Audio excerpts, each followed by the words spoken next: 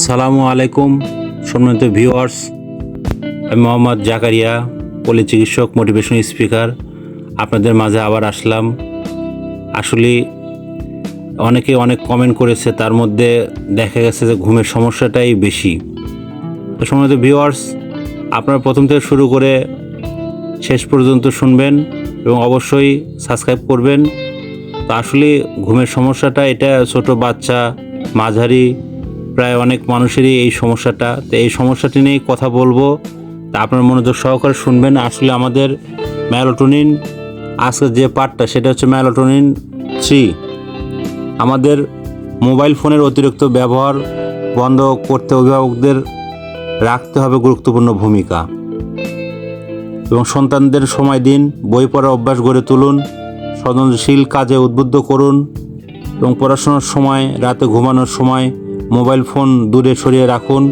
একাকিত্ব কাটানোর জন্য জিম করুন, বিকালে হাঁটুন, পার্ক বা অন্য কোনো বিনোদন কেন্দ্রে ঘুরে আসুন, নতুন কোনো কোর্স করুন, ঘরে কাজ বা মা বাবার কাজে সাহায্য করুন, স্মার্ট ফোনের নোটিফিকেশন কাস্টমাইজ করুন, স্মার্টফোন ব্যবহারের সময় কমান। প্রথমে সিদ্ধান্ত নিন 20 বারের বেশি স্মার্টফোন দেখবেন না। খাওয়া ও লোকজনের সঙ্গে কথা বলার সময় স্মার্টফোন ব্যবহার বিরত থাকুন। যতটা সম্ভব অ্যাপস কম ব্যবহার করুন। মোবাইলে দীর্ঘ কঠিন পাসওয়ার্ড ব্যবহার করুন, যাতে আপনার পুনরায় একাধিক ক্যারেক্টার হতে পারে, এবং সাদা কালো স্ক্রিন ব্যবহার করুন, এবং গ্রুপ চ্যাট বন্ধ রাখুন। সময় দেখতে স্মার্টফোনের পরিবর্তে হাতঘড়ি ব্যবহার করুন।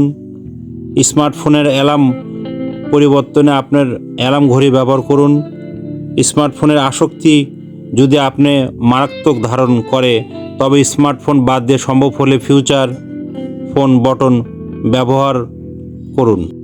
সম্মানিত ভিউয়ার্স, এতক্ষণ যা বললাম, আপনারা যদি এটা মেনে চলতে পারেন, যুগের সাথে সময়ের সাথে এখন মারাত্মক আকার ধারণ করেছে এই মোবাইলে আসক্ত নিয়ে। আশা করি যে আপনারা এই টিপসগুলো অনুসরণ করবেন, তাহলে ওষুধ ছাড়া আপনাদের ঘুম চলে আসবে। আপনারা নিজেকে ভালোবাসুন, সুস্থ থাকার জন্যে নিজেকে সময় দিন এবং অন্যকে সহযোগিতা করুন। এটা অন্যদের মাঝে শেয়ার করুন, সাবস্ক্রাইব করুন। তো ভালো থাকবেন, সুস্থ থাকবেন। আবার একই সময়ে আবার আপনাদের মাঝে চলে আসব। ধন্যবাদ।